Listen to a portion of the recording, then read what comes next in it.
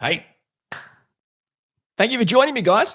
Now, just for those wondering, I'm Orion Kelly, that autistic guy. And obviously, I'm autistic. I have a YouTube channel. And I decided to do something a little bit different. And we're going to do a live stream today. And I'll answer some questions we've got from different social media channels and websites and all that kind of stuff. And if you want to join me while we're going live, feel free to do that. It'd be amazing to have you join me live. If you can't make it live, that's cool too, because all you've really got to do is watch this video at any time and you'll be able to hear me answer the questions. So first up, if there is anyone on the planet, anywhere, that's currently already watching this live stream, if you would love to, I'd love you to put in the comments a thumbs up. If you can see me and you can hear me, thumbs up or yes, that'd be amazing.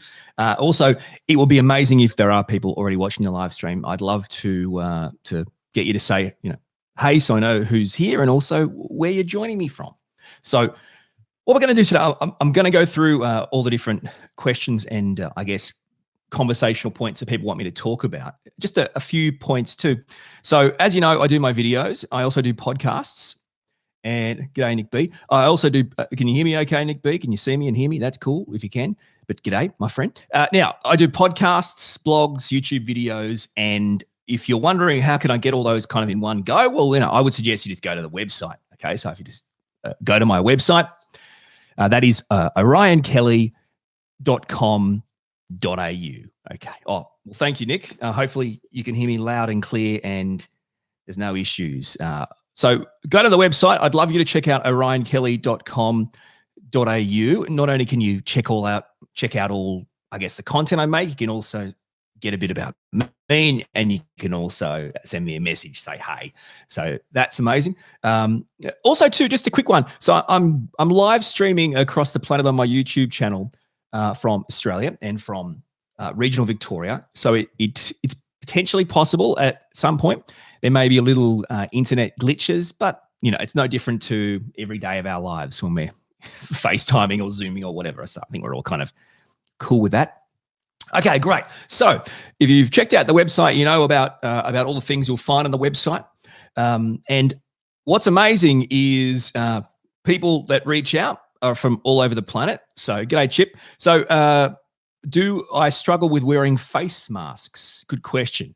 I'll get to that in a sec. Well, what I'd love to do too, as you join me, and it's great to have people join me on the live stream live. You might want to watch this because you can't make it when it's happening right now. That's cool. But either way, thanks for joining me. I would love it if when you join, if you said, hey, and also maybe where you're from on the planet. It'd be great to know where you're from. And I will do my absolute best to answer all your questions. Okay. So let's go, my friends. Now, I've got Chips chimed in with a question, which is fantastic. And I also have had quite a few social media questions as well. So I don't want to miss those. There was one on my YouTube channel too from Canada. Fantastic. Thanks, Chip. That's great. And you can hear me loud and clear from Canada. Thumbs up or yep, that's great. Thank you.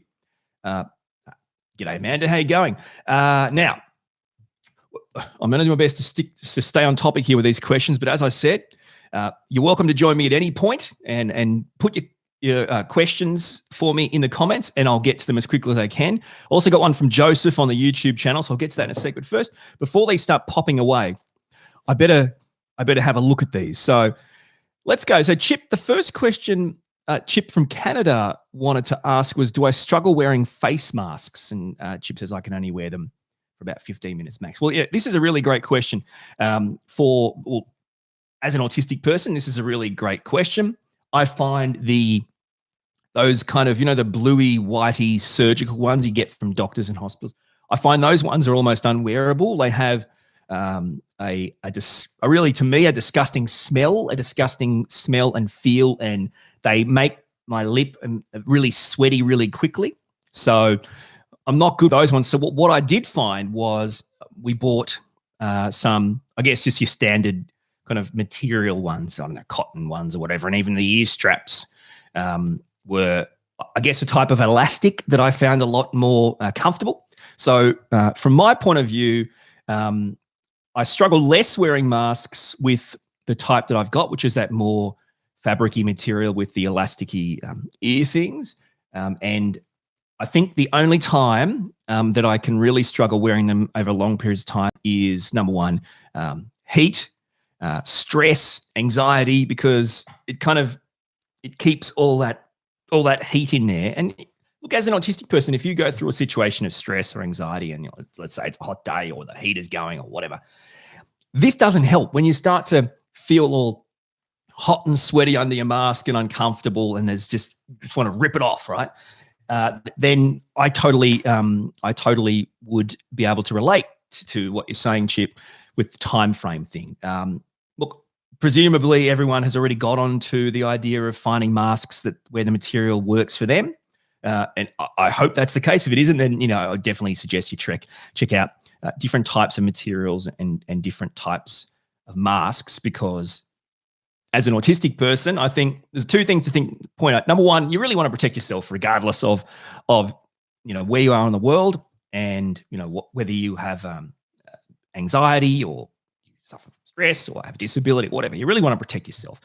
But in addition to that, there are exemptions clearly for people with disabilities or certain reasons why they aren't able to wear them from a medical standpoint. So there are exemptions, certainly in Australia, and it's not like autistic people would not qualify for them, but I guess I look at it from the point of view of, look, my 7-year-old autistic son, from my point of view, I encourage him, because he's obviously a 7-year-old autistic kid going to school. I encourage him to, look, little buddy, when it feels okay, when it feels comfortable, I think it's good to wear it because you're protecting yourself. And when it starts to feel just a little bit, yucky, icky, little bit, that's 7-year-old autistic speak, then you should take it off and give yourself a break. And then when it feels okay again, you should put it back on. So, I try to be flexible with my child, but for me, I try to do what's best for me and for my family. But it's an absolute struggle. And it's one of those things. I mean, when you talk about why we wear face masks, and if we all can potentially reach a point where we're regularly vaccinated, like getting the flu shot or whatever, will masks be necessary? And it's tricky to know if they won't be necessary forever in certain circumstances. But that's not an autistic question or an autistic conversation for today. But yeah, I understand where you're coming from, Chip. And for me, it just comes down to, with kids being a bit more, from my point of view, I guess, patient, and for adults, just finding the one that works for you. And now Chip's just saying that my grandmother thinks I should just put up with it so people don't stare at me. Okay. So the point there is that parents, relatives, friends, partners even, grandparents can still have a view of what being autistic is like that isn't potentially a helpful, realistic view. Now, we have to look at it like it's probably not their fault. Now, you can't blame everyone on the planet for not knowing everything that you know.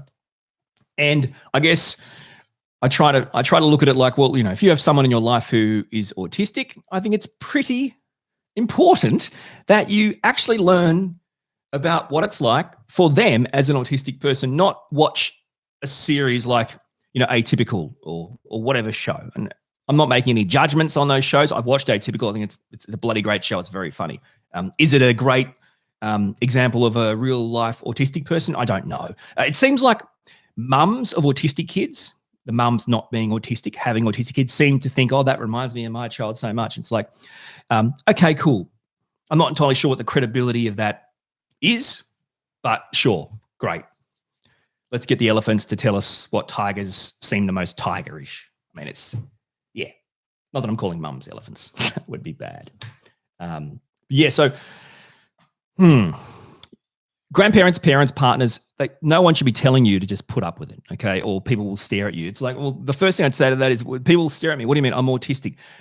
I've been different and I've stood out, and people have ostracized me or stared at me or treated me differently my whole life. So it's not any different to now.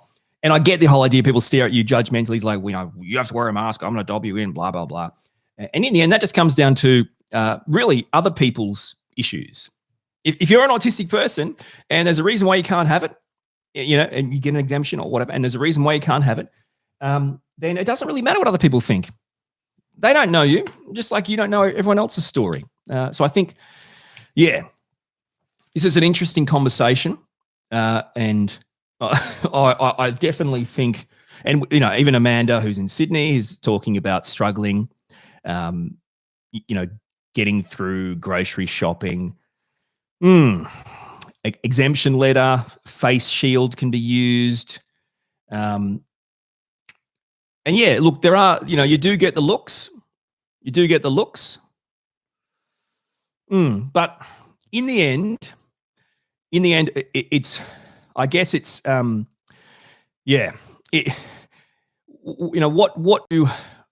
do you want to physically choose, which is, I guess, the point of view of your own personal well-being or the opinions of others. And in the end, I think that's probably, I don't really think there's really any other way of, there's really no other way of looking at it, right? I mean, so the face shield, the mask, the exemptions, you have it because it's specific to your needs, your support needs, your day-to-day life. And well, if that's the case, and you've got exemptions or you've got, permission or whatever, people have provided you this permission, these exemptions, well, that's valid. I mean, it's, who cares? I don't care what, it's frustrating. People obviously care what people think. And that frustrates me for people who struggle with anxiety and think, oh, now everyone's thinking that. So I totally respect that. I just want to zone back in on some of the conversations we had. So Chip and Amanda from Canada and Australia are having different conversations about the exemption notes and the shields. It looks like what Amanda is also suggesting is when you get these exemption notes or you get these certain differences you can do. For example, let's say you wear a face shield, that clear shield, instead of a face mask. It looks like Amanda's saying that it's possible that people are less judgmental of you, right? If you don't have anything on it, if you walk around the community and you don't have a shield or a mask, because you have an exemption and it's medically and legally proper as a person who is autistic or whatever reason got you that exemption, it's usually some sort of form of some sort of disability or some sort of medically diagnosed reason, and you don't have to wear a shield or a mask.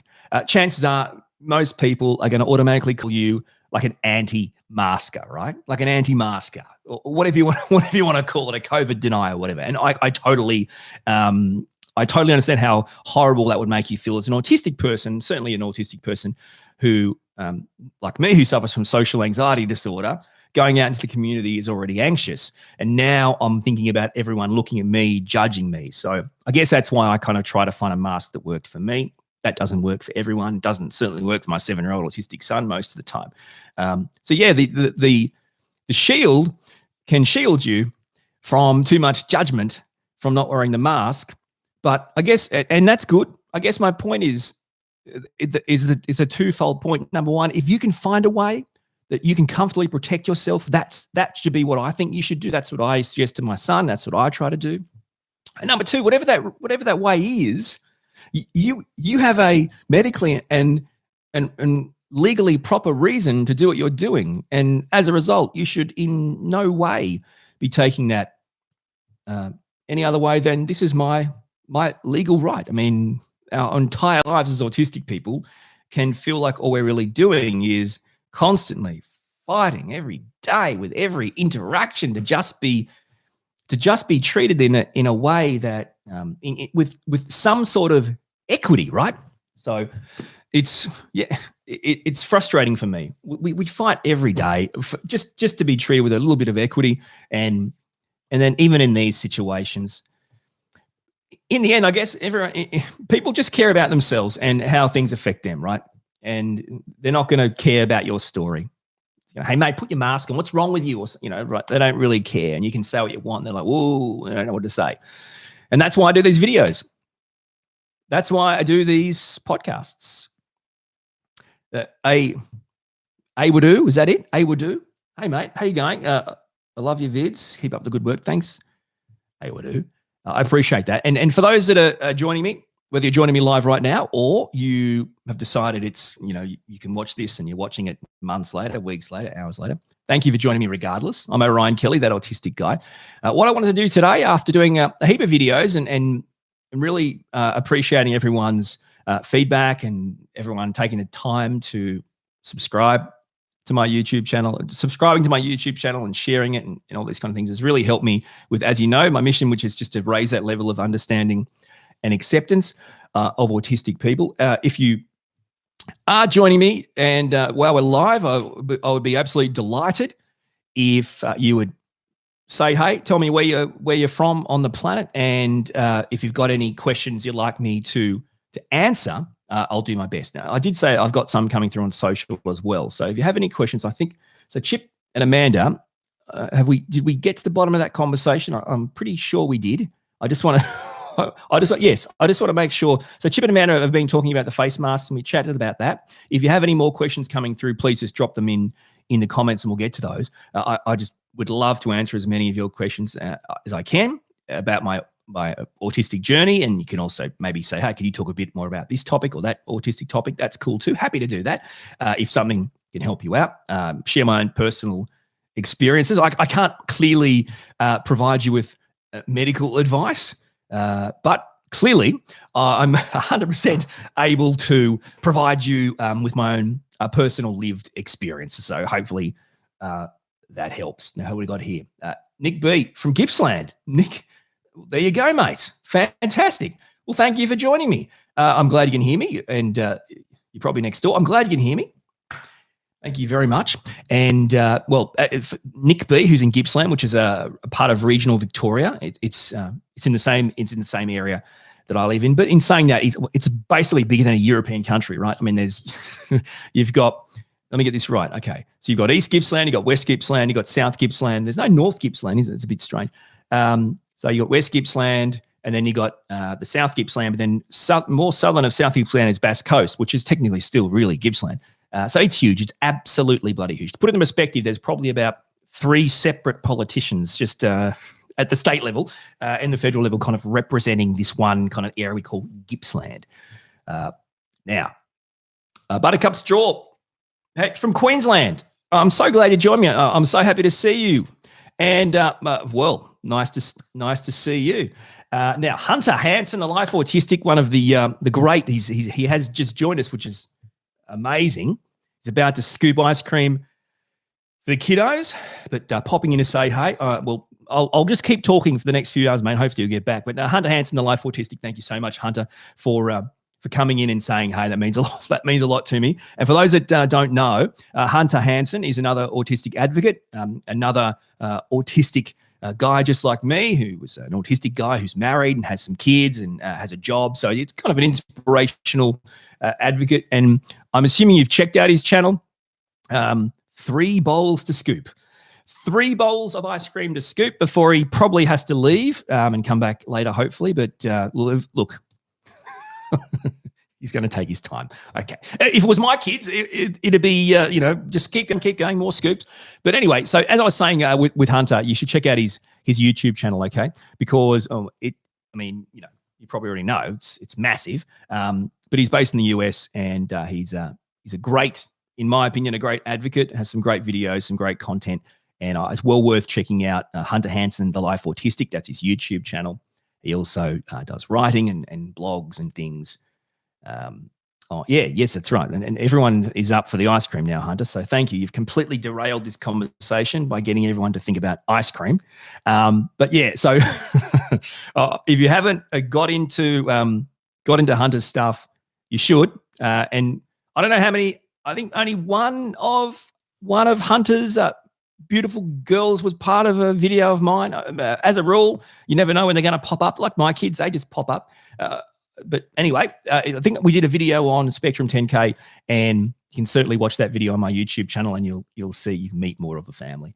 But now, by the way, I apologize, Hunter, but what do you feed? This is a great question. What does an autistic dad feed his kids with regards to ice cream flavors? I mean, what are we talking here? Are we talking just vanilla ice cream? Is there toppings on there? What flavors? And this is an interesting question, and I respect that I shouldn't be the one asking the questions. I should be answering the questions. So, okay.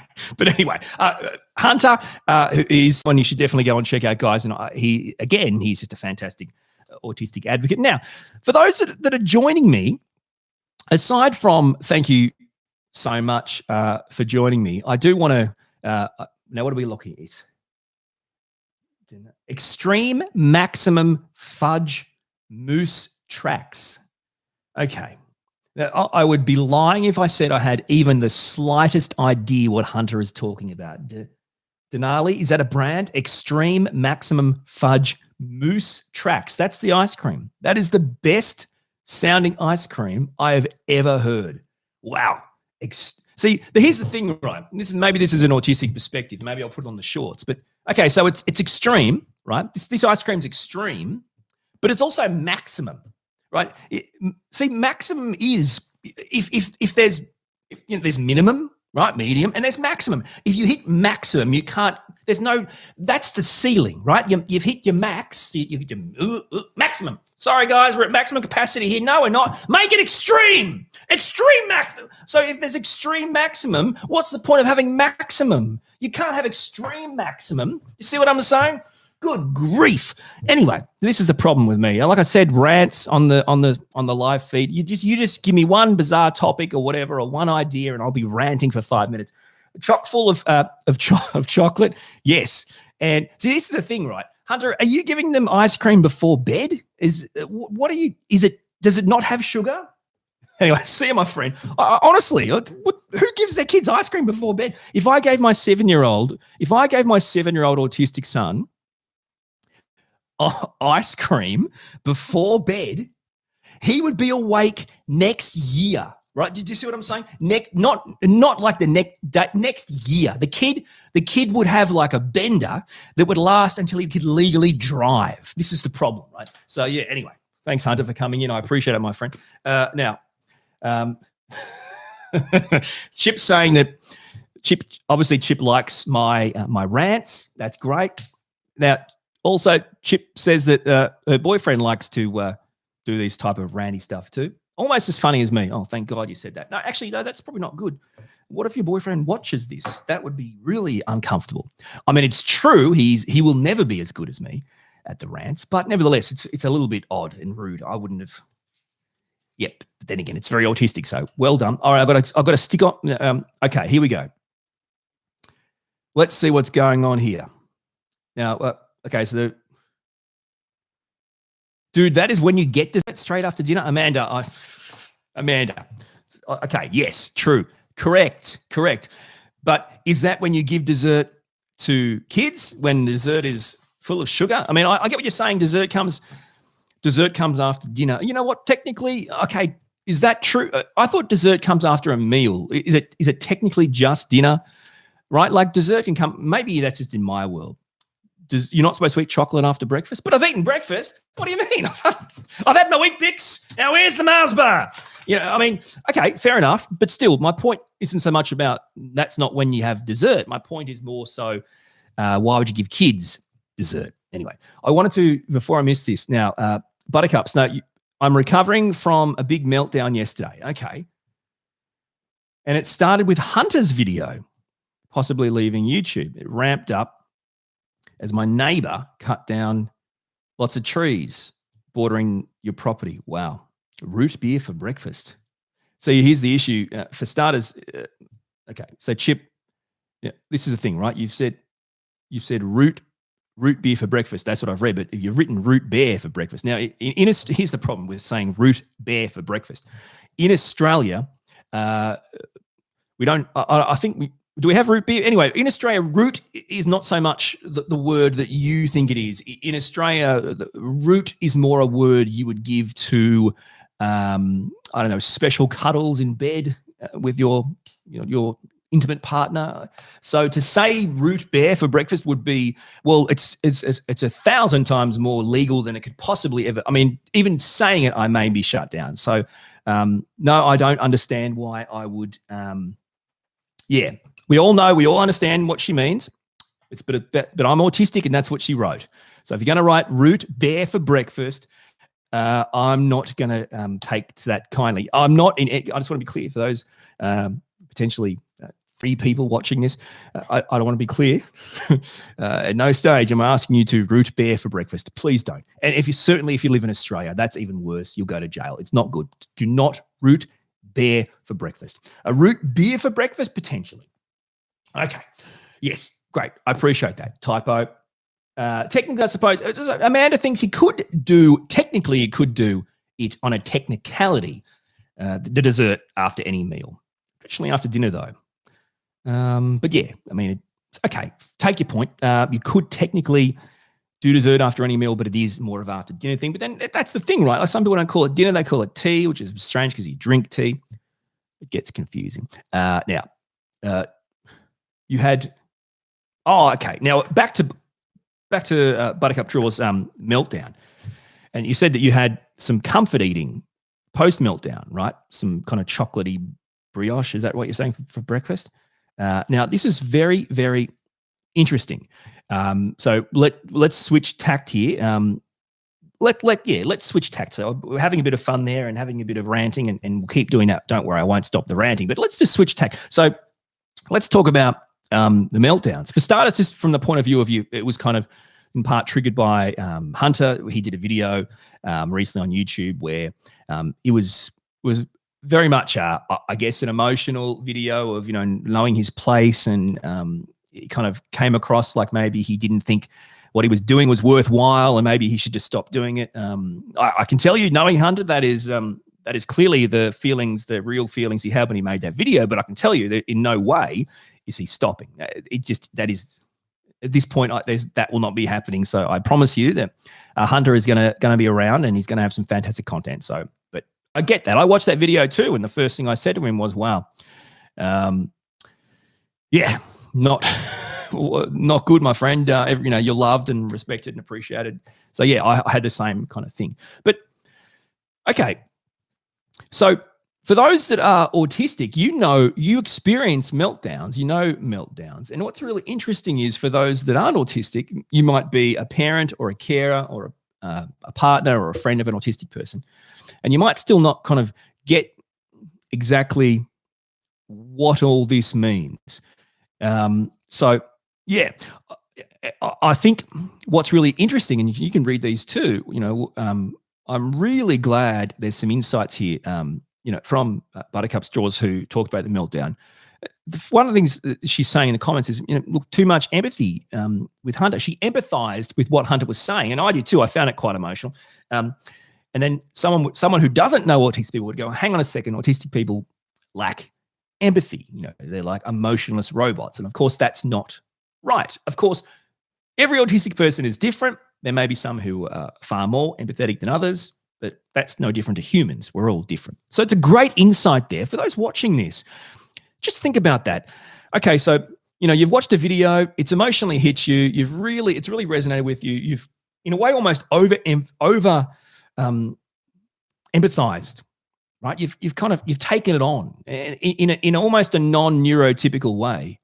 And I think that's really interesting. And that's kind of these are the kind of things that can have people think meltdowns are like, people that don't understand autism think meltdowns are more like tantrums, right? Or not getting your own way, or, things going badly, or, big things. And meltdowns can be triggered in really like countless ways. And meltdowns are not controllable. An autistic meltdown is not controllable. It is not a tantrum. It is not something that you just turn on and turn off to manipulate people or to let off steam. In fact, it's one of the worst things I would ever want to have. And trust me, yeah, that's right. I wake up each day and go, geez, I hope I get to have a meltdown, or I hope I burn out today. Like, no, isn't it? In fact, there's really nothing about that.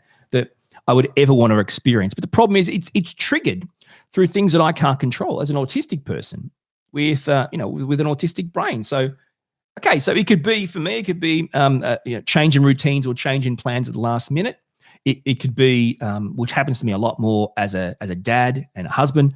I find as my levels of stress and responsibility and pressure start to go up, and that's one of the reasons why a lot of people are being diagnosed autistic in adulthood. And it's part of the DSM. I think in 3 brackets, if you look at it, it's under capital C, the idea that it wasn't until later in life that you started to find that your capacity to deal with stresses and pressures and added things in your life wasn't enough to physically deal with it in a way that neurotypical people would expect. In other words, it's kind of like you reached a point where you were unable to mask being autistic, right? You were unable to mask being autistic anymore. Maybe as a child, maybe when you were dating, maybe when you were, even as old as in uni or the workforce, life was still good, and you were able to still in your own mind kind of come across neurotypical, normal. But then things happen, not when I got married, because it was still not, but when we had kids, and then our second child, and then you have 2 kids and stresses. And that's when I found I was the inability to come across like I was a different person. I don't know who I am based on who I was. And that's where meltdowns can be so extreme. There's a spectrum of meltdowns as well. And the emotional meltdown that obviously Buttercup Straws is talking about. So a meltdown based on, I guess, an emotional overload, a sensory overload, too much. And that's the thing about autistic people. We can kind of take on things. We can take on the emotions of others in a way where you might, like, for example, I might have a disagreement with my wife, right? And 2 minutes later, she's like it's gone, finished. She's back to normal. She's back to her own self. But I'm gobsmacked that that's possible. Like, I'm like, well, I'm going to be stuffed till probably tomorrow. Like, I just can't recover from this straight away. This doesn't, but then it's click out of it. I can't do that. And I think that's what's really different and interesting. And I have actually started to plan a video on the YouTube channel specifically about meltdowns to kind of dig deeper into helping people who aren't autistic to understand meltdowns better. So now, Chip also asked, have I been told I lack empathy? Yeah. I think that's probably happened. I think it's because, again, I'm one of those people. I find I can be over empathetic and oversensitive to like different levels of suffering, or I've kind of got this, this like dog-like radar of uncomfortableness. Like I can pick up on uncomfortableness, or I can pick up on people feeling hurt, or whatever it is. And as a result of that, I bring it in, and I want to, it affects me. Like, I know I can't really do much, but it affects me. Examples I've given in other videos of things, like animals in distress, or even if I'm in the community and there's little kids who are in distress, who are crying or whatever. Most people go, oh, bloody hell, shut your kid up, man. But for me, no. For me, it's like I just want to stop that situation. I just want to comfort them or help them or work out what's going on, or tell their parent, you could, if you want, you could just stop. Life isn't like one end. You could just stop for a second, get down to the kids' level, maybe have a bit of a chat to them or comfort them or say you're there. I mean, is this rocket science? So yeah, and I think I have that, but then I can still be looked at as emotionless, or I can still be looked at as someone who potentially lacks empathy. And that's because of the way that I convey it. That's the thing about autistic people, or certainly in my experience. It's not so much that I don't feel emotions deeply. It's not so much that I don't feel empathy deeply. It's more the point that I struggle to convey that in a correct way, or convey that in a way that neurotypical people can go, oh, he empathizing with me here. And made worse still too by I have almost no idea of how to identify and how to convey how that's making me feel, which is another part of being autistic. So yeah, I think That's a common challenge. Also, there was a conversation, I believe, was it between Amanda and Buttercups about being on the low FODMAP diet, and when you have meltdown. This is a great point. I'm gonna, yeah, that's right, Hunter's. Hunter's just chimed back in to say that he thinks it's a great but terrible idea to provide ice cream. Yes, it is, and I think great is the wrong word. Great going down, but yeah, bad. Anyway, for me, this would be the start of a 3-week bender, if that's the case. But the conversation about low FODMAP, that really interests me. I'd love to know what autistic people who are on this live stream or who are watching later in the comments, I'd love to know if you can relate to this, because I agree. Like, okay, so from my point of view as an autistic person, I don't have an issue, don't have an addiction or anything that you would class as life-threatening. But what I would say is, all aside from coffee, but what I would say is, I think I binge eat. Or I comfort eat at a level not accepted by neurotypical people when I'm having burnout or meltdowns or shutdowns. When I've reached a point where I can't cope anymore, where I've gone through the threshold, sensory, emotional, whatever, I'm absolutely certain I'm like a closet binge eater. Right? Do you know what I mean? So it's kind of like I would go into the cupboard or the pantry or whatever, but I do it in a way like I was, I don't know, a cat burglar out of a 1960s movie. I would go in there like, I hope no one's around, no one can see me. And I'll just look for something that has no nutritional benefit. And I would just gorge. And at no point am I doing it because I'm hungry. And at no point am I doing it because it actually even really feels good. I don't even know why I'm doing it. The binge eating, the comfort eating, it doesn't actually really provide me comfort. It might provide me with diabetes or a fat gut. But I can't stop it. I can say no to anything. I honestly, alcohol, drugs, whatever. I can say no to anything. But when it comes to sugar or to treats or those kind of things, and I don't think I've really mentioned this much before in videos, but I'm pretty sure I'm an absolute 100% closet binge eater and for comfort and for meltdowns. And and Hunter's also talking about having the capacity to do that too, and he has to use his fiscal discipline at the grocery store. And this is the thing, right? To not eat things in one go. And for those a part of this, what's really interesting about that is, look, here's the thing, Hunter's brought up a great point, and this is a great insight that I can provide too. Okay, so my wife really has to do the shopping, the weekly shopping, okay? Because, and I think you know why. So we get stuff for the family. Okay.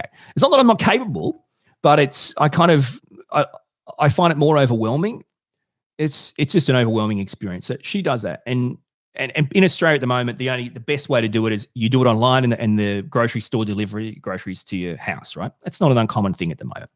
From my point of view, I've still got to go to the shops. Mate, let's say maybe twice a week I've got to go to the shop because the kids need more bread for school or milk or the regular thing. Okay, I've gone to the shop twice this week. It's Friday right now when I'm doing this video. It's Friday in Oz. So I've gone to the shop twice this week for those little things, the bread, your milk.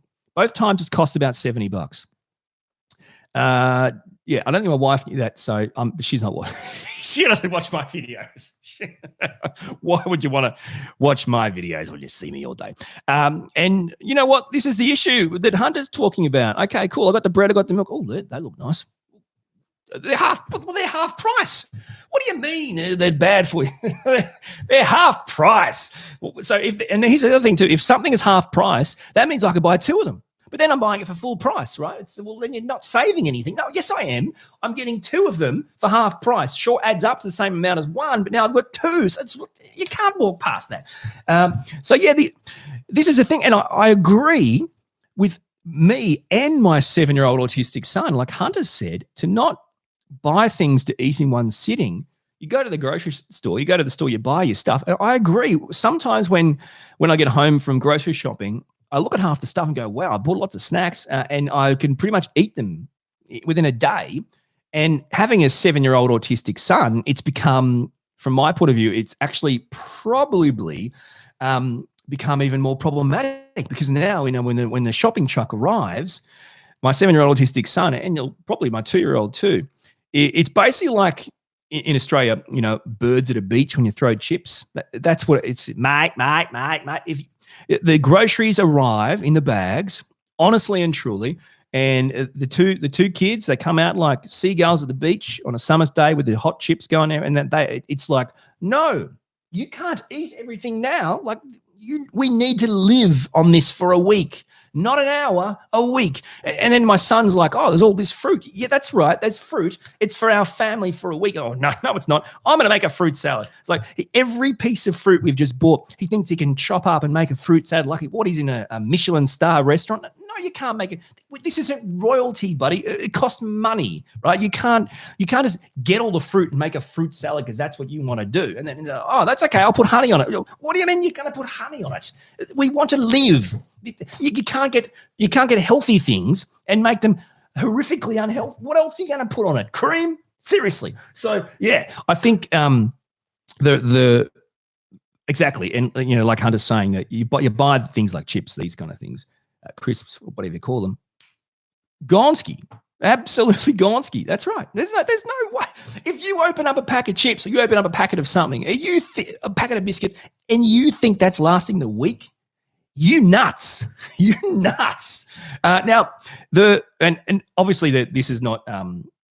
Yeah. I mean, even Amanda, she has to limit the amount she buys because she might want to eat it all. And also a great point, most of the time, if it isn't in the house, I'm okay, Amanda said. And you know what? 1000% agree. I totally agree with that. This is what I've found as a hack. And maybe, this is helpful, maybe it's not. It's obviously common sense. I find, number one, if I can restrict my visits to the shops, that's a good result for the family. Number two, if I can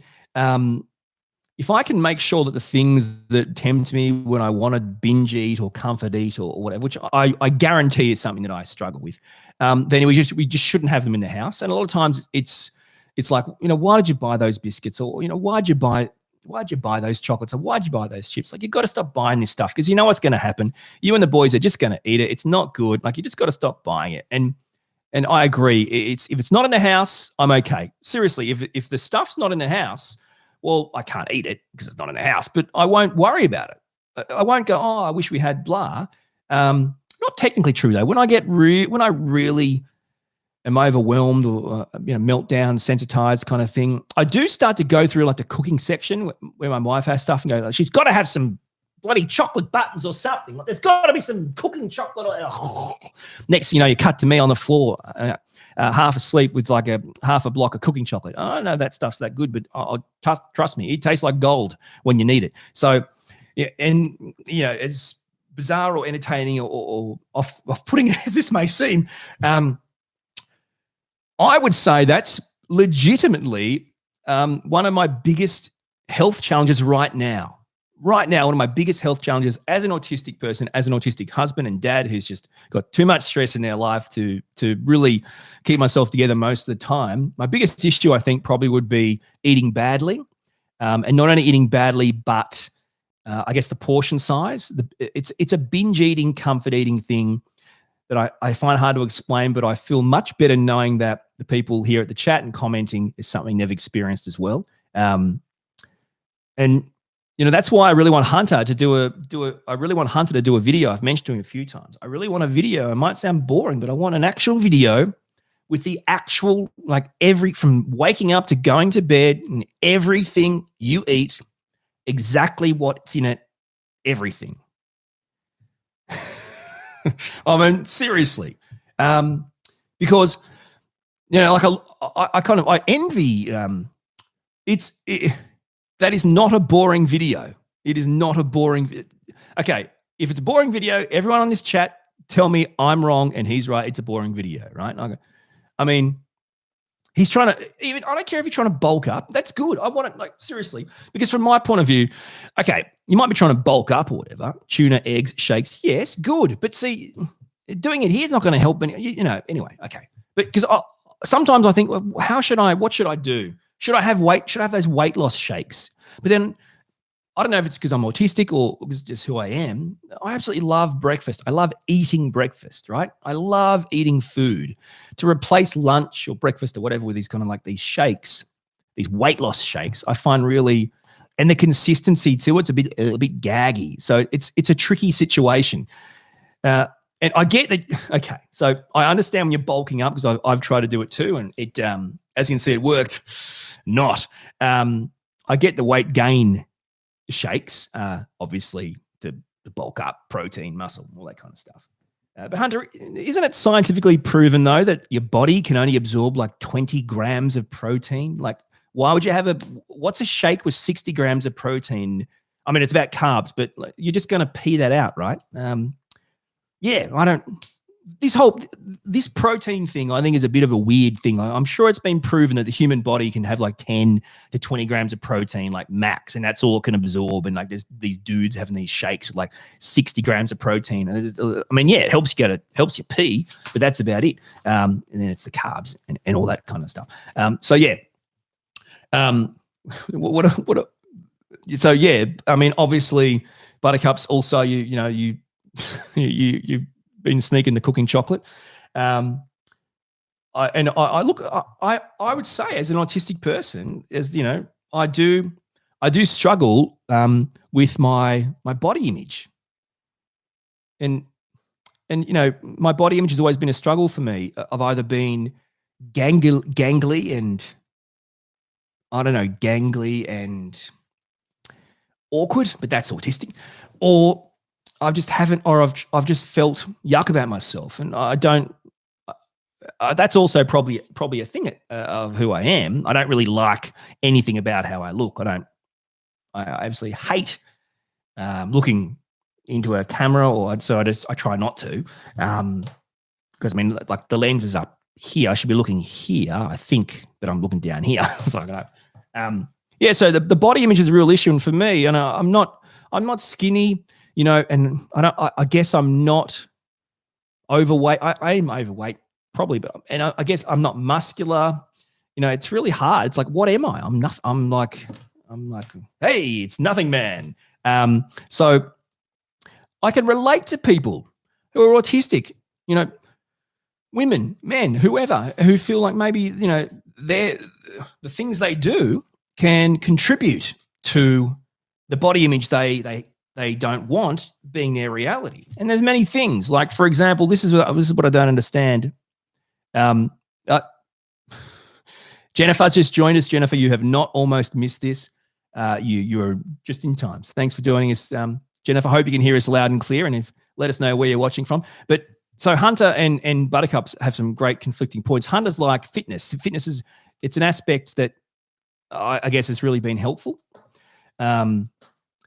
And thank you, Buttercups. I am nothing, man. But we're talking about fitness. And if you're just joining us, you know, Orion Kelly, that autistic guy, asking and answering autistic questions. And we're talking Toronto, Ontario, Canada, Jen. Fantastic. You know, my mum's Canadian, and I've got... Oh, yeah, absolutely. Mo. She's doing her final bedtime routine, which I know of, having my 7-year-old son, Conan. So, okay, Mo, you're a star. Thank you for all your amazing work in the videos, but it is extraordinarily important now, Mo, that you just do nothing but listen to your breathing. That's it. Block out the world. Have a great night's sleep. Thank you so much for watching. Just relax and listen to your breathing, Mo. And Daddy's the best, okay? Have a great sleep. And you'll open a door on another one of my videos soon. Listen to your breathing, Mo. So, before we wind back to the exercise stuff, and we're talking about Jen, who's in Ontario. I was just finishing up on yeah. So my mum, love Canada. My mum's Canadian. I'm a Canadian citizen. I've got a Canadian passport. I'm an Australian citizen. I'm a dual citizen, right? My pleasure, Hunter. So yeah, I'm a dual citizen. I'm a citizen of Australia and Canada, and I've got both passports, right? And the last time I was in Canada was, I think, 2017. It it wasn't a trip, you write home about. I went over there for the funeral of my grandma, but she was like late 90s, so she had an amazing life. But yeah, so I mean, being an Aussie and a Canadian with both passports, it's also another great insight into the way different family members can view autism. And there's autistic family members on my mum's side in Canada, and I don't know of any on my dad's side in Australia from my point of view, not kind of out there.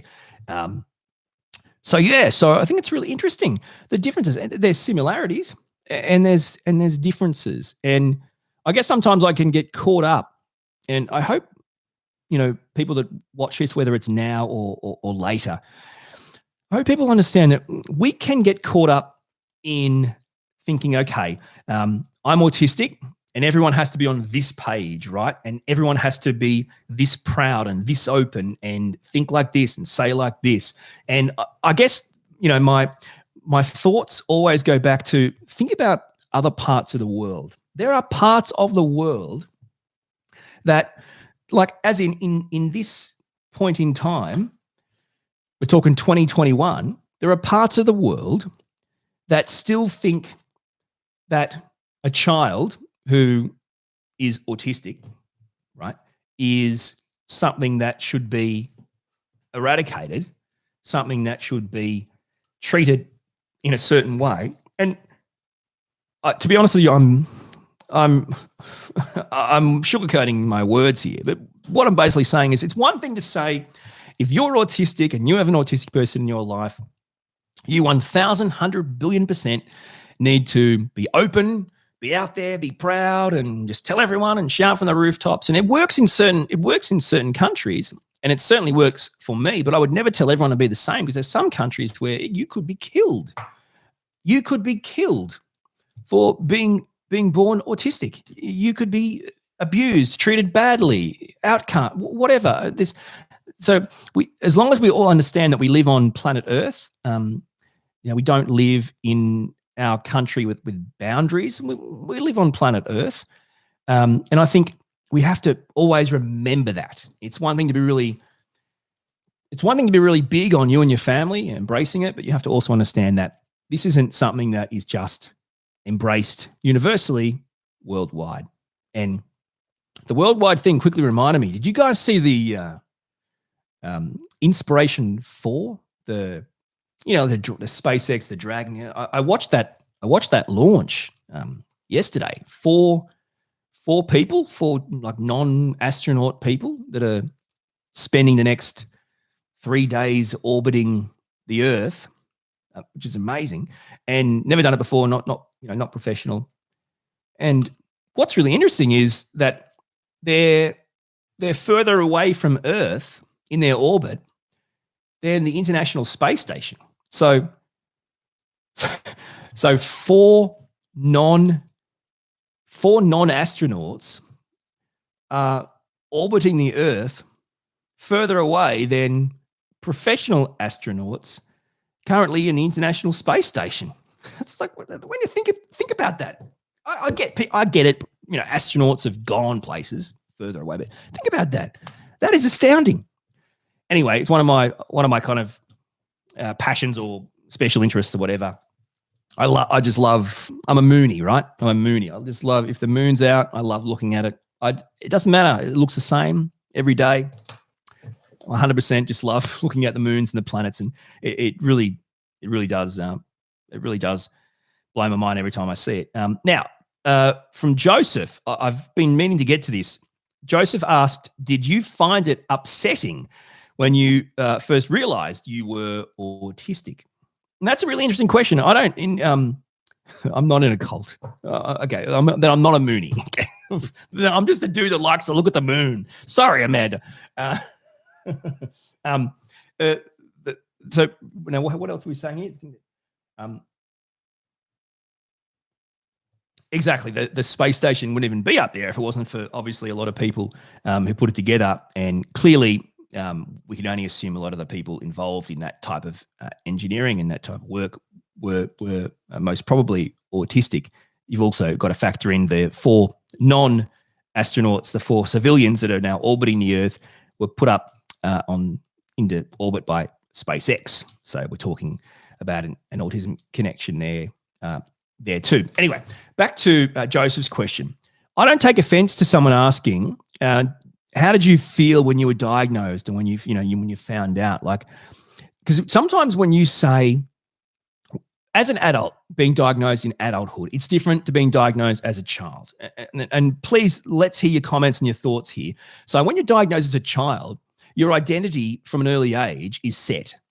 But as an adult, you live 2 lives. I look at it as 2 lives. There's the pre-diagnosis and the post-diagnosis. In many ways, you've lived the first portion of your life not knowing who you were. For me, not knowing why I am how I am and why it's necessarily mostly a negative impact on other people, and just feeling horrible about it and not knowing my place or who I am or, what am I here for and all that kind of stuff. To then getting a diagnosis that explains things in a way where it's like, no, you actually aren't a negative influence or an impact. You aren't a bad person. There's nothing wrong with you. You're different, right? And now you know why, as opposed to, friendships or relationships or jobs or whatever never worked out because I'm a bad person, or I'm just not meant to be, or I'm, not worthy or whatever, is wrong. And because you get that as an adult, that is, in my point of view, it's a relief. It's a massive weight off your shoulders. I don't know if you guys can relate to that or have any experiences about that too, or different experiences about your diagnosis. But from a point of view of the autistic people diagnosed later in life, you live 2 lives and they're 2 identities. And I had no bad thoughts or feelings about diagnosis or it occurring to me or finding out that I was autistic, because even though it was a steep learning curve, for some reason for me, and everyone's different, for some reason for me, it provided me with legitimate medically diagnosed insights into who I am, rather than I'm none of those things, which means I must just be a crap person, right? A broken person. And I know that other people can really struggle with the diagnosis, and that's why I can only talk about my experience. And my experience was, for me, it more provided me with a genuine identity, a genuine insight into who I was, and reasons why I struggled.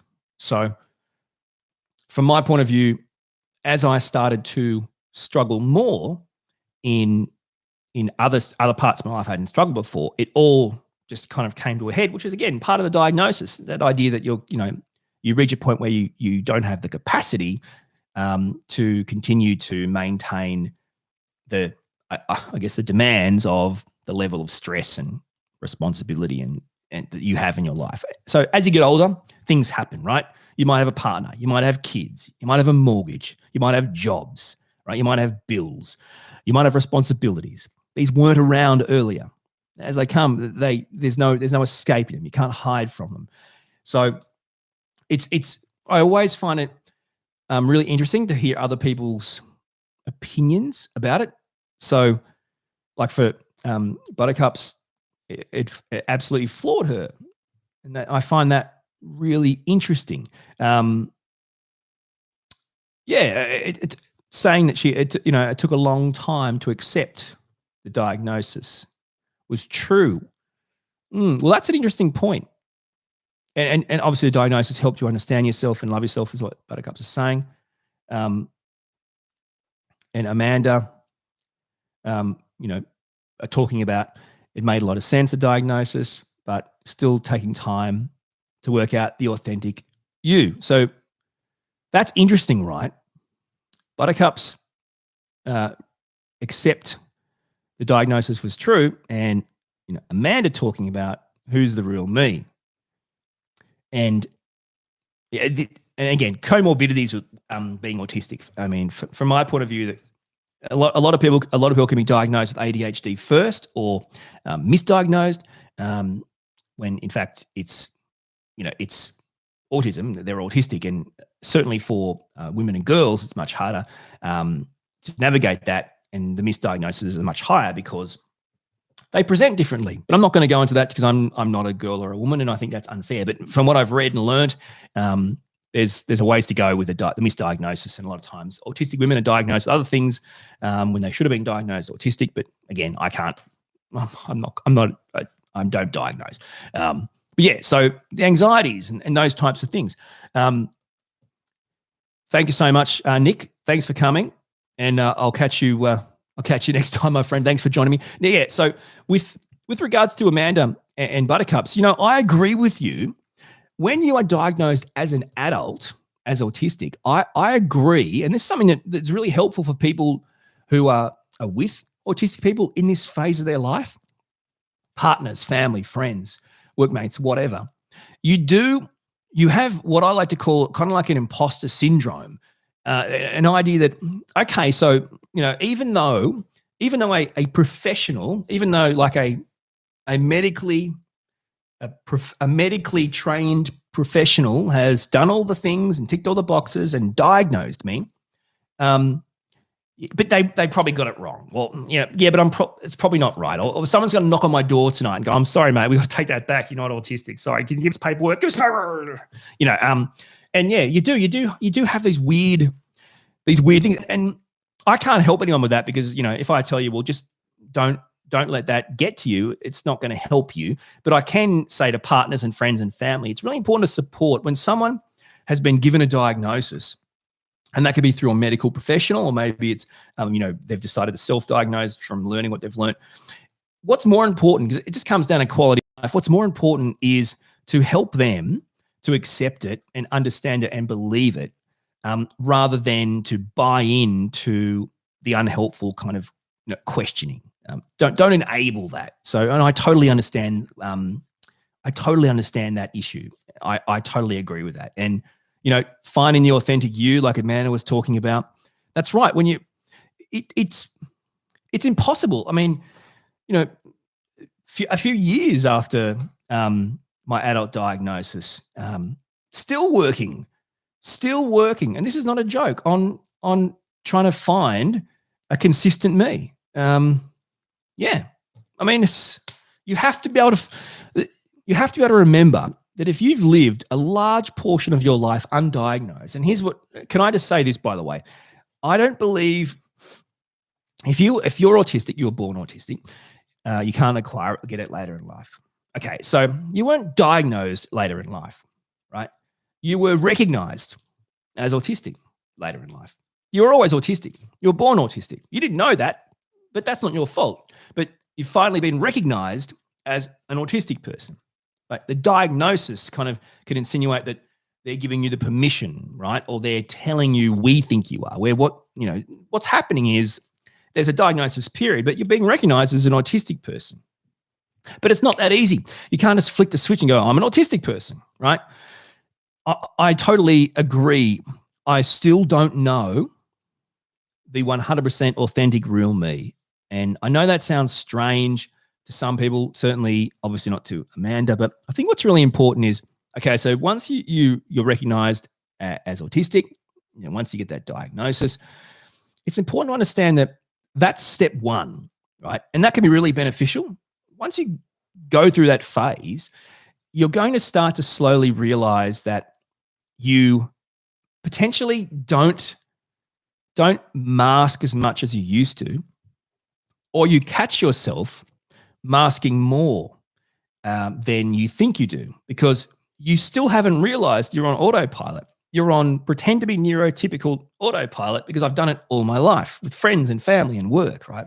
So, and also too, why would you just suddenly drop the act, which, by the way, to an autistic person isn't an act in a way that you can be dropped. It's you've built layer after layer after layer after layer through life to keep neurotypical people comfortable. Non-autistic people don't want difference. They don't want autistic people being autistic. They want autistic people being neurotypical.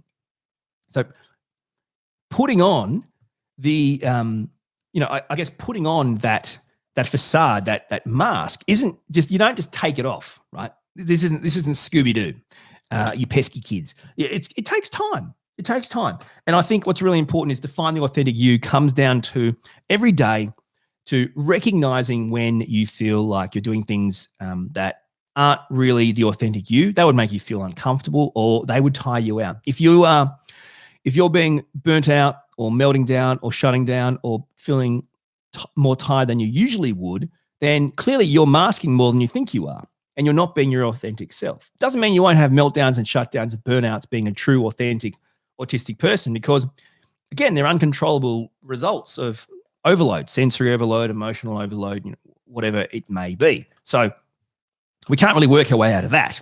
But I think I don't want people to feel like they should just, once they are recognized autistic, should just become authentically them, authentically autistic them, because it's not possible, right?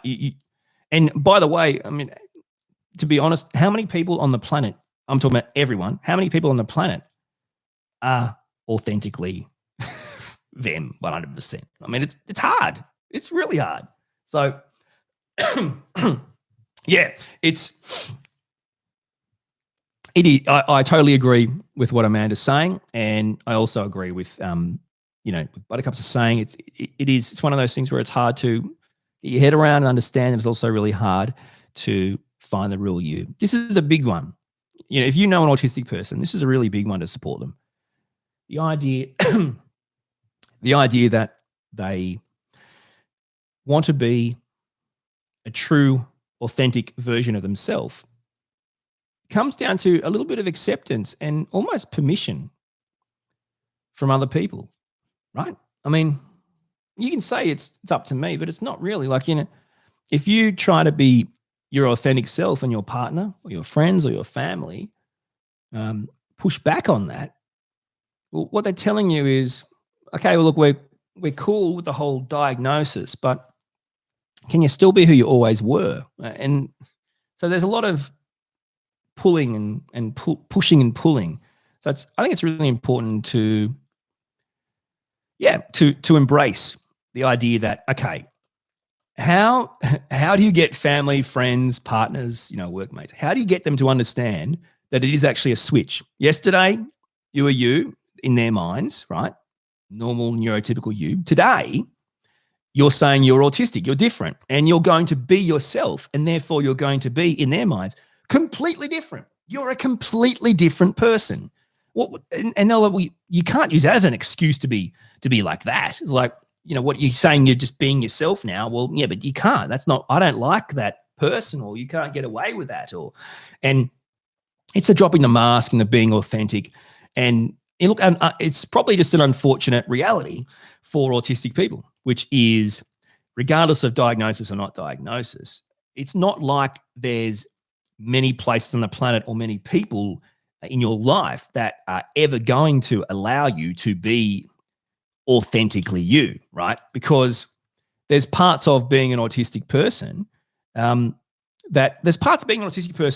that even autistic people don't want to deal with, let alone other people, right? I don't want to deal with a meltdown. People around me certainly don't want to deal with me melting down. Or I don't want to deal with a burnout where I can barely do anything. I can barely bring myself to do anything. Who would want to do that? No one would want to do that.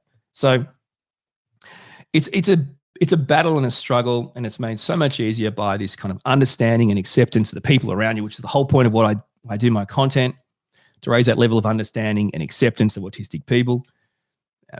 Jennifer, talking about getting, why do you need a label? Okay. Well, okay. Oh, man. Help me. Okay. So you don't need a label because you're not a product at the grocery store that I would buy and binge eat. Okay. You don't need a label. You're not a product. But as a human being person, you need an identity, right? Hopefully you need your true identity. Okay. So from my point of view, what I would tell those people, and I guess you're writing that you look at it like, finding the real you. I think identity is super important. And I think what's really important about identity, which is not a label, it's intrinsically and authentically who you are. So when someone says, "Oh, my child," I don't want my child. I thought I don't want my child to be labeled, or I don't want to be labeled, or all those kinds of things. And Jen, there's no issues or misunderstanding. I'm just having a bit of a rant about why neurotypical people always see it as a label that you can use as an excuse or something. So there's no misunderstanding. There's no issues. I'm just going off on a rant tangent here. So the labeling excuse troubles me, and I hear this from parents a lot. Like, why would I want my child to have a label or be labeled autistic? Yeah, and I totally get what you're saying. You're saying you're constantly got to tell your family and friends. You're constantly got to hear your family and friends tell you what's the point of a label, right? You've constantly got to hear that. I get that, and no misunderstanding. And I hear that too. And I'm now dealing with this for those people, not for you. And this is where it's critical. Okay, so like I was saying, how's it going to help your child? If your child is autistic or she is autistic, and they do not know they are, but they do not feel in any way like they are in their element, in their zone. They are them, right? They don't feel something's wrong. Like, imagine a little kid feeling like how we can feel as adults. That's horrible, right? But and the label it's an identity, providing them with, you feel different because you are autistic or whatever it is. Just this example, you feel different because you are autistic. Sure, you may view it as a parent, you may view it as a label, but it's not a label. A label is something more superficial, right? Smart, attractive, I don't know, good with animals, I don't know, tall, short, fat, skinny. They're labels, right? They're irrelevant labels. Identity is not a label. It isn't. And from my point of view,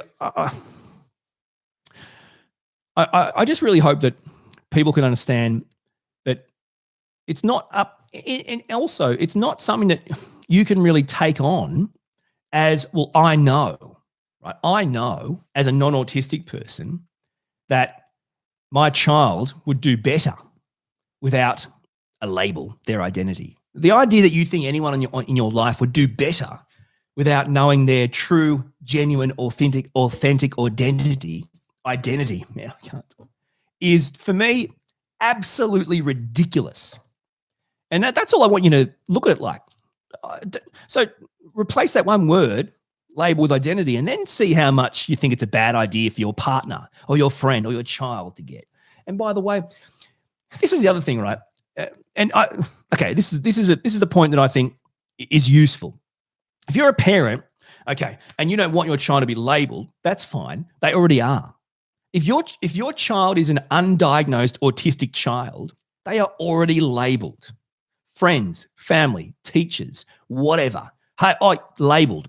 Awkward, weird, uncomfortable, bad communicator, doesn't play well with others.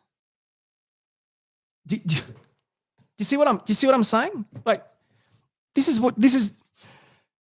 that your child is labeled. If you have an undiagnosed autistic child or autistic partner or autistic friend, they are labeled already, and you know they're labeled. If your child is even in the ballpark of being diagnosed, it's because they're bloody labeled, right? You don't take a neurotypical kid with no labels, right, to get a diagnosis for autism. No, you don't. You don't. Oh, so what brought you here? Well, my child has pretty much can touch or feel or be anywhere, doesn't bother with sound and noise, and eats all their food, and has no issues concentrating. I mean, well, what are you here for, right? No. The labels are superficial impressions and judgments, right? So family members that tell people, like the people on this chat, why do you need the label? So it ends here. They don't need the label You gave them the labels. You labeled them already. Oh, why is Orion always so brutal? Or why is Orion always so honest or raw? Or why is Orion so abrasive? Why does Orion come across like rude to people? Why does Orion think everything is a joke? Or why does Orion make weird jokes? Or why does Orion never talk to people in social situations? Or why does Orion take so long to warm up? I mean, you labeled me. I'm covered in labels, not from me, from you. So your kid's getting diagnosed because you picked up on labels. There's something just not right with our kid. He won't sleep. He gets up early, doesn't eat all his food, right? He's always freaking out when you put certain clothes on him. He's not learning the same way other people learn. He doesn't play well with others. Like this is pretty much every experience I've ever had in my life. That's the labels you have put on your child and gone, because I see those things in my child can't be good. My child's not right. My autistic boyfriend or girlfriend, they're getting too much. I can't accept this. They've got to be fixed. Fix them, right? And then you get there and they go, well, we can fix them, but you realize your child's going to have a label for life. A label for life? No, they're not. They're going to finally have a goddamn genuine, authentic identity. For goodness sakes. Wow. All right. What just happened? Anyway, I apologize for that. That was a big rant, but I told you to be rants. And see, here's the thing. The only reason why I do this, I've got a 7-year-old autistic son. I assume I can't make my life any better. I can't make the world any more accepting of me. I look at it, I'm pretty much done. But if I can make any difference to the life of my 7-year-old son, autistic son, I'm going to do my best here. And I've got to reach as many people as possible. I've got to raise that level of understanding and acceptance.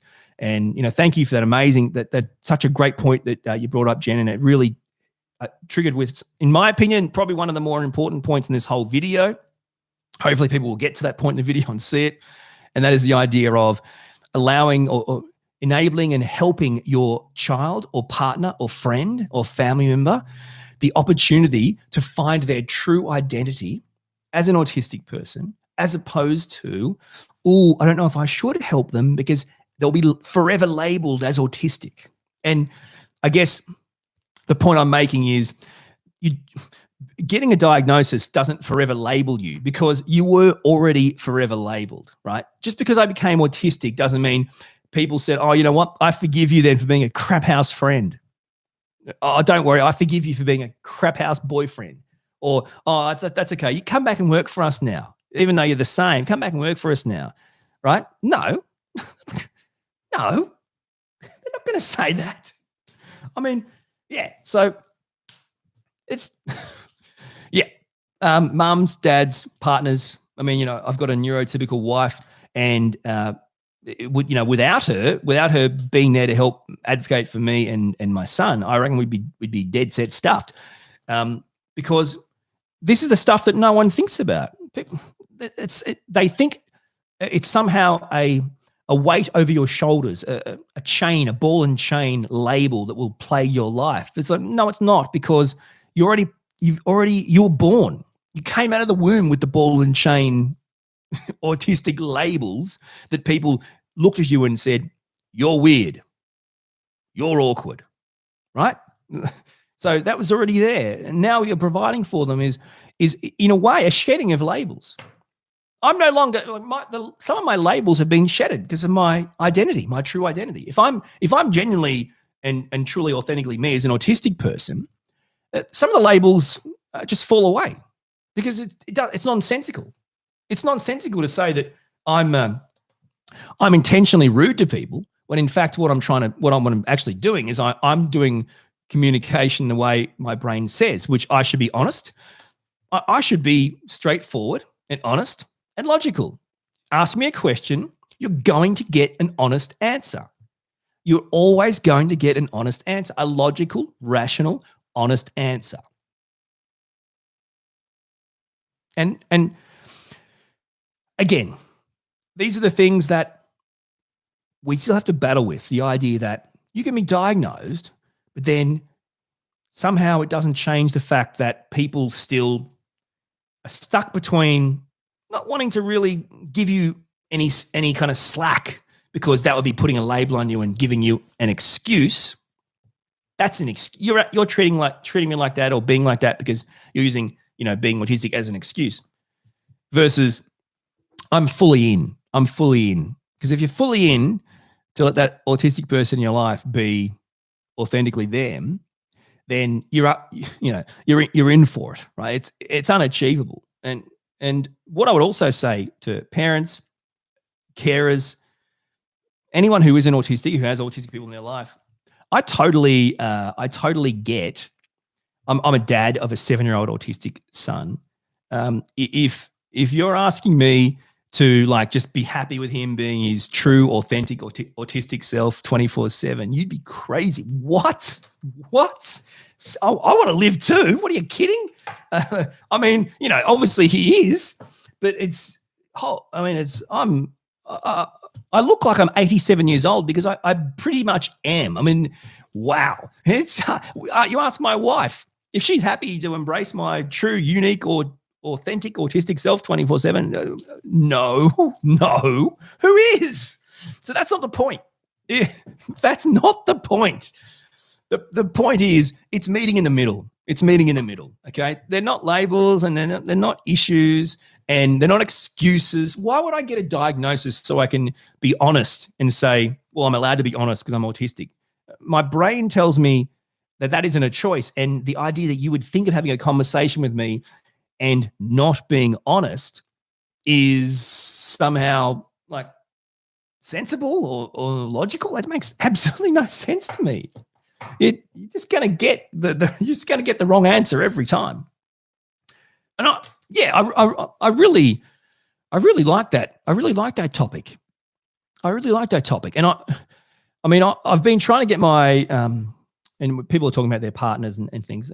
I've been trying to get my wife to do a video with me. She's neurotypical for ages, to kind of talk about, so we can both talk about the inner workings of autistic, neurotypical, neurodivergent, whatever, relationships, and how we can interact with each other. And I guess the honest word is, the first question is, well, Renee, how do you cope with me?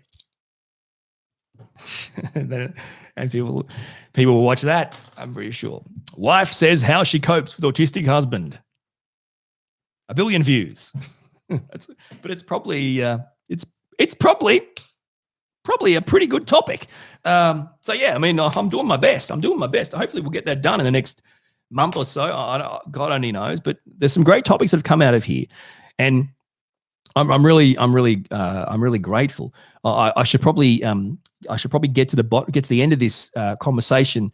It is a great topic in the next few minutes. So what Tristan, thank you, by the way, for your comments, Tristan. Really appreciate it, my friend. It's great to have you along. And t-shirts, the idea of I should have t-shirts. Actually, it's funny. I don't advertise them or tell anyone about them, but I do actually have t-shirts. I've got. Yeah, they're in I don't know. This is so funny. Well, I'm an autistic guy that makes t-shirts that people can buy and doesn't even know where they are or how to advertise them. It's true. Oh God. It's in what? This is good. I don't even know. Is it spring? Is it spring or Teespring or whatever? I don't know. It's something like that. There's a link in one of my videos. I think there's a video I do where I have a t-shirt that has one of my logos on it. It's got Orion Kelly, that autistic guy, in a box as a video. It might be the video about self-hate and something, self-hatred. And that's got a link in it. But I think it's Teespring or Spring or I actually went to the effort of getting logos and making up t-shirts. I don't even know how to have people can buy them. Classic. Now that's a sales pitch, my friend Tristan. But that reminds me, apart from the different types of logos and cool t-shirts and Yeah, it's probably a Teespring then. I don't know. I think it's like Orion Kelly, spring.com, or you go to Spring or Teespring or whatever and just search Orion Kelly, it'll pop up. It's worth. Yeah, thank you. I'm glad that Matt's going to get 5 with that sales pitch. I mean, seriously, who goes to the effort? I don't know why I would do. You know, the reason is because I thought this would be cool. I'll make some logos and some T-shirts and stuff. And I'll put them online, but I'm not going to ask people to. I'm not going to tell people about them or ask people to buy them because why would anyone want to buy them? Like who wants to? Why would anyone want to support this and buy them? Like that's ridiculous. So I guess I just feel like who would care? I did come up with one design that was kind of funny. I hate compliments. Don't compliment me. Number one, if you compliment me, the first thing I'm gonna say in my head or out loud is, "Oh, I don't believe that," or I'll give you a reason why that's not true, right? Like, hey, that was a great, some of my wife might go, "Oh, I heard your podcast, watched your video, it was really good," and I go, "Yeah, no, it wasn't that good. I'll tell you why." So I've got a T-shirt in my shop. I can't tell you where the shop is. I have to Google search this. And it says compliments welcome, and across compliments welcome is like a big red knot. And the joke being compliments not welcome. And Amanda, don't worry. I absolutely promise you that my merchandise, if that's what you want to call it, has in no way anything to do with puzzle pieces or anything. It's just me. So it's my logo, Orion Kelly, that autistic guy, and there's a few variations of that. There's signature and short and blah, blah, and then there's a couple of funny ones I like. I've got a few more on the burner, but, I don't want to ruin that for you. I've got a few more. And if you've got any ideas, well, please let me know. Thank you for joining me, Jen. I really appreciate it, and I know it's getting late over there. You're asking me for links. I don't know what am I supposed to do? I don't know. Okay, give me a second. Let me try and work this out. But yeah, thank you, Jen. Thank you for those that have to leave. I know it's getting late over in the North American area, Canada, America, and those kind of things. Either way, I do appreciate it. Amanda, just give me some time here, okay? I'm trying to find this link to put in there. And I really do appreciate it. I'm going to wind this up in the next couple of minutes. I just want to get this link and give it to you guys. But I just genuinely and 100% super grateful for everyone to take the time to come and join me. Again, Orion Kelly, that autistic guy. If you haven't been able to watch it from the start, I'd love it if you would swipe on back and watch it from the start. And I think you're going to learn some amazing things, and it would have been nothing without you guys. So thanks, Jen and Amanda and Buttercups and all the people that have joined me. It's just, I'm so grateful you guys have, just done an extraordinary job keeping me on track. Amanda, I think I linked it. I can't tell you if it's right or wrong. And from my point of view, what's the difference? No one wants to buy my crap anyway. But yeah, I think I put it. I don't know. Does it work? I couldn't tell you, but I'll put a link there for my T-shirts and stuff. Who wants to buy my T-shirts? Anyway, it's there. Thank you guys so much. I really do appreciate it. I'm going to do more of these. I love live streams too, Matt. I'm going to do more of these, so I'll work on that. I guess we'll do them kind of semi-regularly. Also, too, if you want to put in the comments before you leave, like your time zone and your time. Like, for example, if this is a good time. Link worked. Great. Okay.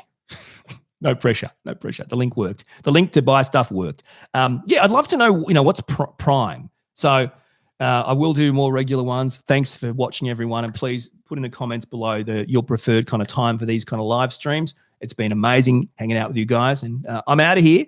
Tristan, I appreciate it. Okay. Oh, yeah. The link's there, my friend. I'm pretty sure the link's there. I think it's on the website too, Tristan. Check it out. Anyway, thank you, guys. Thank you so much for watching live and being a part of this and giving me amazing topics and questions. And for those that are watching this days, weeks, months later, thank you for watching this. And please don't forget to subscribe to my YouTube channel. So please, thanks, Buttercups.